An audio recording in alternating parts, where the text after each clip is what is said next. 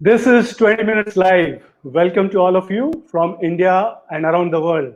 I am Ninad Karpe, partner at 100x.vc. Today I'm truly delighted. Our guest is Jinal Shah. Jinal has completed her master's in clinical nutrition and dietetics from SNDT University, Mumbai in 2012. Since then, she has trained under and is working with Rujuta Diwekar as senior nutritionist. She's a regular speaker at various conferences and TEDx talks, and her views on nutrition are sought after by many, including business honchos, corporate leaders, and even public officials. Our format is simple, unique, and crisp. Jinal will speak for 10 minutes, and after that, we'll have a round of Q&A for 10 minutes.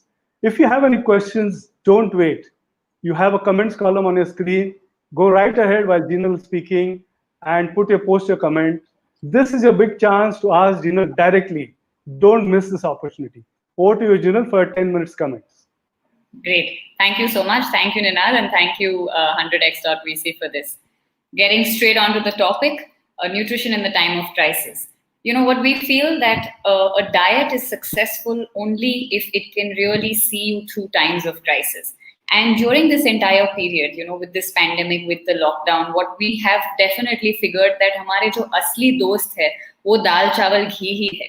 So what I'm going to share with you today are 5 habits of good health, or if I may call them 5 diet rules that we must follow. And we can do them right now while we're at home. We will be able to do them even when we get back to our regular lives.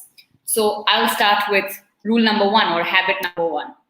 Do not start coffee. What you start your day with instead is fresh fruit. So it could be banana or mango or chiku, depending on its season. So it has to be fresh, local, seasonal fruit. Or you can start your day with a few nuts. So something like, say, overnight soaked almonds. You soak it in the night, in the morning, peel the skin and you eat it. Or maybe some soaked raisins. So any of these things. And after that, 10-15 minutes maybe, you can have your tea or coffee. Also have your tea or coffee the way you like it. With milk, with sugar, without any kind of fears or fusses about, oh, green is better than regular or purple is better than whatever. All teas and coffees are the exact same, but have it the way you like it. The other thing that you must remember is that limit them to a max of 2 or 3 cups a day and not more than that. And ensure that you are not replacing any of your meals during the day with tea or coffee, and don't have it as something as the last thing in the night or even post sunset, because then it will come in the way of your sleep. What this diet rule will help you to do is it will ensure that you wake up feeling energetic and that the rest of the day for you goes well and you're full of energy till the end of the day. Diet rule number 2, eat your dinner at least 3 hours prior to going to bed. What this will help you to do, it will allow for easy digestion. It will make sure that your sleep is good. And we all know that sleep is very important for optimum recovery as well as for good health. Right now, all of us are also seeking immunity, while some of us are also seeking fat loss and weight loss. So one thing that we need to do for that is sleep well. So if you have your dinner 3 hours prior to going to bed, it will really help. In case if you are hungry before sleeping, then you can obviously do something like a haldi milk. I think we all have figured out that suddenly now haldi has become the new global superfood, while our dadis and nanis have always promoted it for something which, actually the problem is they never promoted it, but they always just gave it to us with love. And because it was just given to us with love for our good health, we never really valued it. But now when it's being sold to us for all of its so-called benefits, we feel like, oh, this is priceless. But that's what you can do in the night. Haldi milk works like a beautiful nightcap. Don't push your bedtime just because you have to do your dinner 3 hours prior to bed. You work at planning things around where you can do your dinner in a way that it is at a gap of 3 hours before you hit the bed. The third rule, or the third good habit that you must inculcate, is avoid big gaps during the day. What we sometimes tend to do is we may probably eat our breakfast, lunch, dinner the way it's meant to be, and then in between there is just nothing. So plan for a meal between your breakfast and lunch. Make sure that you're not doing things like biscuits and cookies and any junk item, because एक बात जरूर याद रखना, जितना packet खुलेगा उतना पेट फूलेगा. All right, it is stuff which is not going to work for the body at all, especially if we're seeking good health, better blood sugar regulation, better blood pressure, better hormonal balance, fat loss, immunity, just a happy life. Do not have anything which is junk in nature. But what can you do at that time? You can have anything like a homemade sharbat. So you could do a nimbu sharbat, a kokam sharbat, a nariyal pani if that's accessible. You can even just do a fresh fruit at this time. The other time, which is very important, is between 4 and 6, or maybe right now, like 5 o'clock. Okay, all of us experience hunger at this time, and if we don't plan for a good meal, we invariably eat stuff that is just not healthy and is just there. Most of the junking or the feeling of wanting to eat junk food happens at this time. So you need to plan for a good wholesome meal. Your options are things like, we have a beautiful traditional range of homemade snacks, that we prepare. Things like chivra, chakri, laddu, all of this which we've forgotten.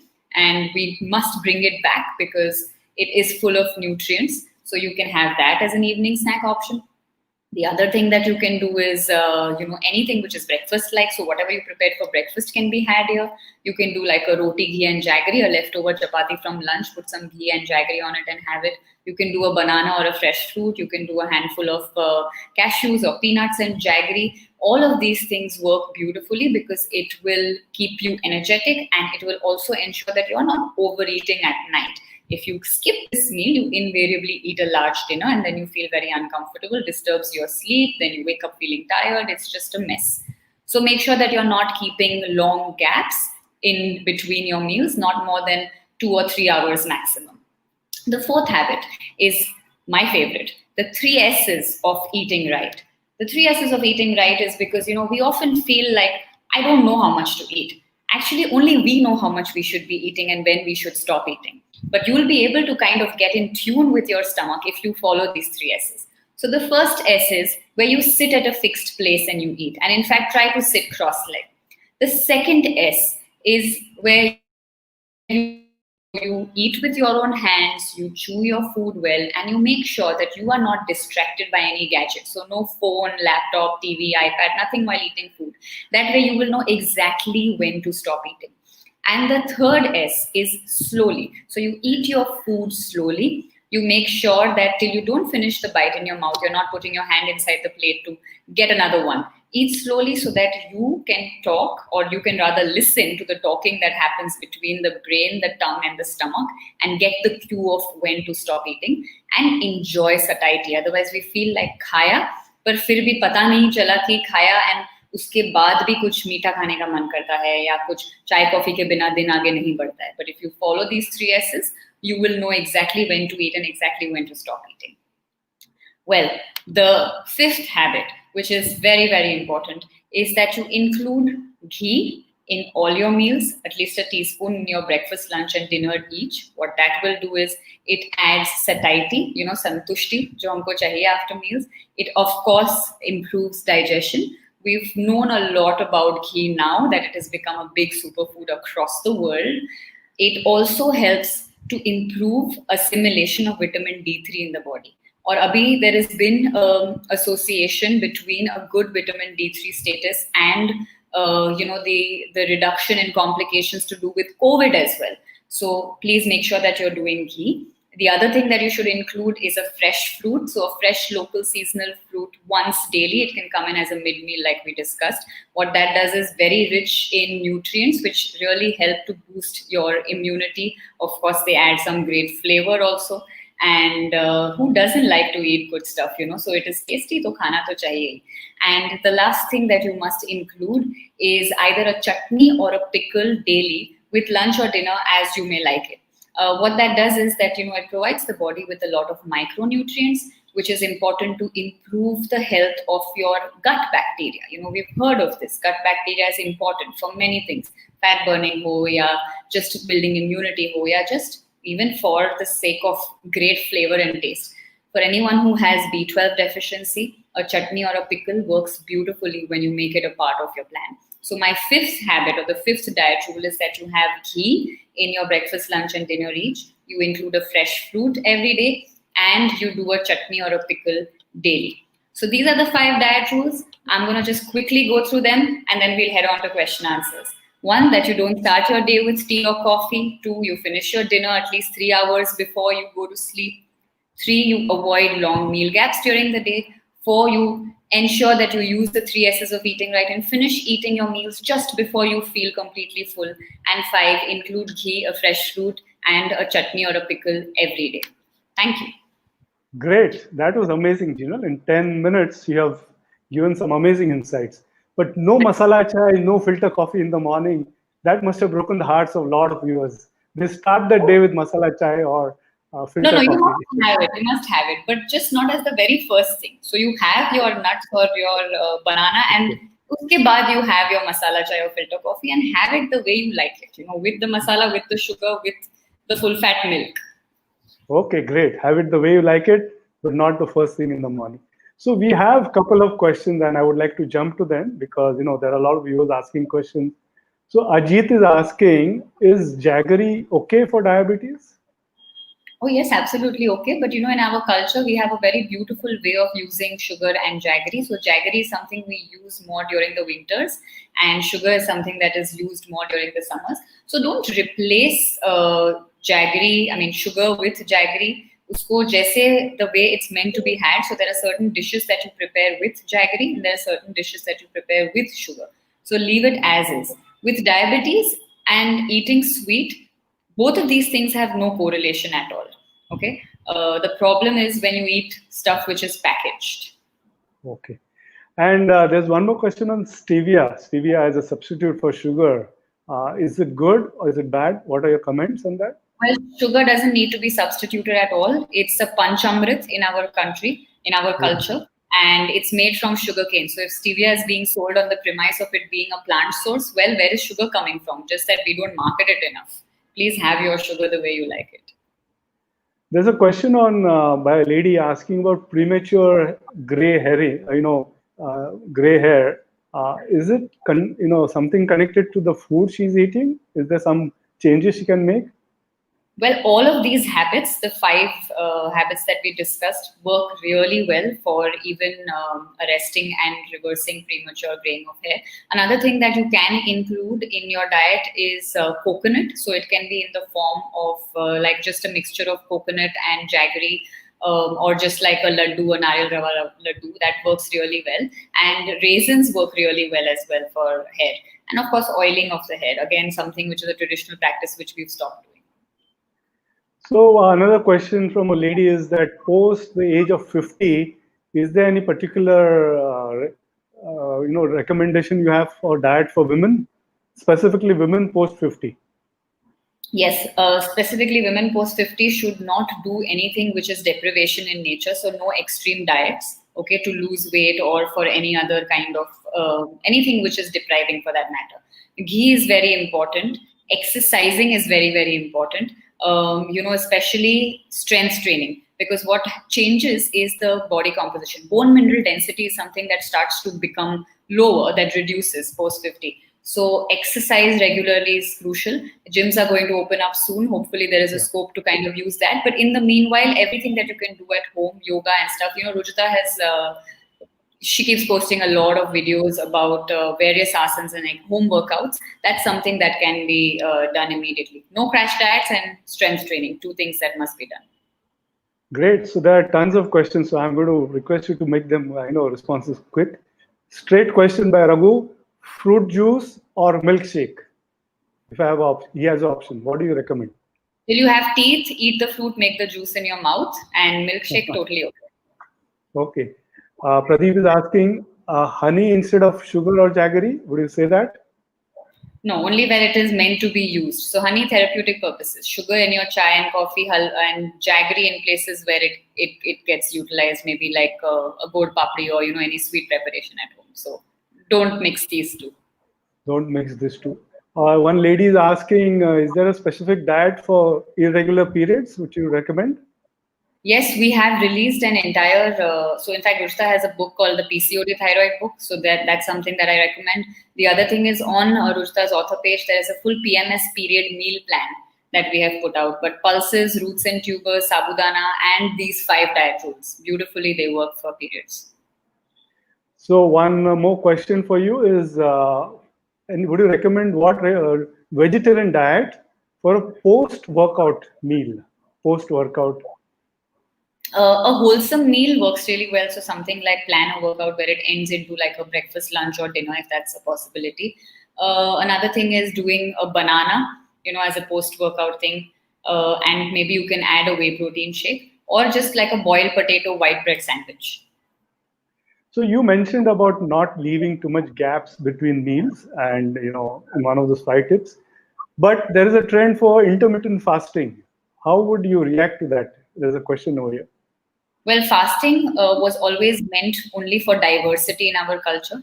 So anything which is extreme in nature and anything which is unsustainable is not at all recommended. Fasting also leads to drop of iron, which is dangerous because that will impact your immunity and mental health. In such a period of time, absolutely not recommended. And either ways, anything extreme should be completely avoided. Anything extreme should be avoided. Great tip. Vegan diet. There is a lot of trend on vegan. Any views on that? Again, same thing. It is extreme. It's not sustainable. Plus, the way we have our, in the Panchamrits, out of 5 things, 3 things are milk products. So it is something which is great. We have a certain way of how our milk is procured. What we need to do is just get the right sources in place and not opt for extreme things. In the name of veganism, there are other things that get sold, like almond milk, for example, which works beautifully for the food industry, not for us. And that is also causing a lot of damage to other kind of, bees, for example. So it's not doing no harm in that sense. So please don't do anything which is extreme. So you did mention about having ghee for each meal. Is there a particular type which should be avoided? What kind of ghee do you recommend? Well, preferably homemade ghee. Preference is ghee which is from desi cow milk. If that's not a possibility, then you can get desi buffalo milk. We are very lucky. We get great buffalo milk and you can make ghee out of that. If that's also not possible, we have many gaushalas. Adopt one or like get patronized gaushalas and get some ghee from there. So you have to give a quick fix to Preeti. She's asking about stress and binge eating. People are all working from home. People are at home.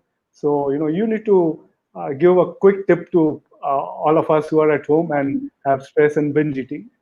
Yes, a quick tip is one, planning your day. So the 5 rules need to be incorporated. That will immediately cut out a lot of binge eating.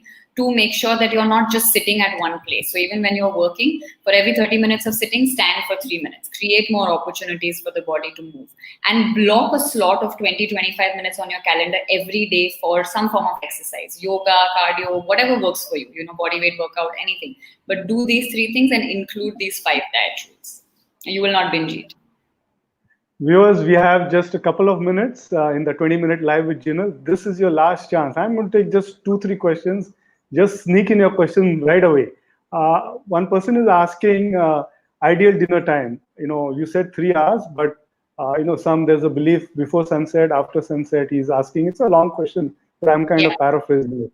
It may not be entirely possible to do before sunset or close to sunset, but maybe anywhere between 7-8, as early as possible. It doesn't have to be before sunset or anything like that, but like anywhere between 7 and 8. And I'll tell you how that can be planned, because if your sleep time should work anywhere between 9:30 to 10:30, because there's a hormone that peaks, it's called growth hormone at that time. So anywhere, if you plan a 3 hours minus 2, that will be somewhere between 7 and 8 o'clock.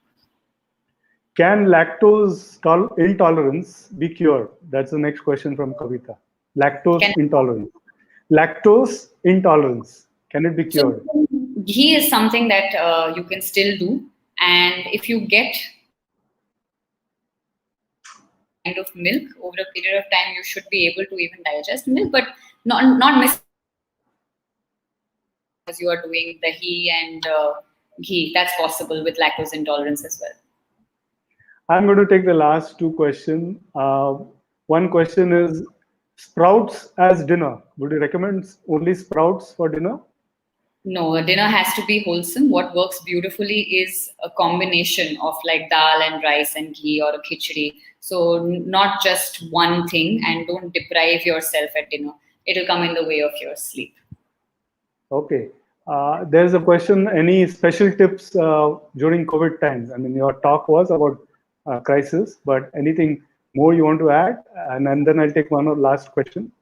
Yeah, that after things resume, don't forget that, dal, chawal and ghee remained with you during your toughest times. So stick to your practice of eating local, seasonal and traditional for the rest of your life to ensure that you stay fit and disease free. I cannot let you go without asking you something more personal. Last 3-4 months have been, for all of us, lockdown.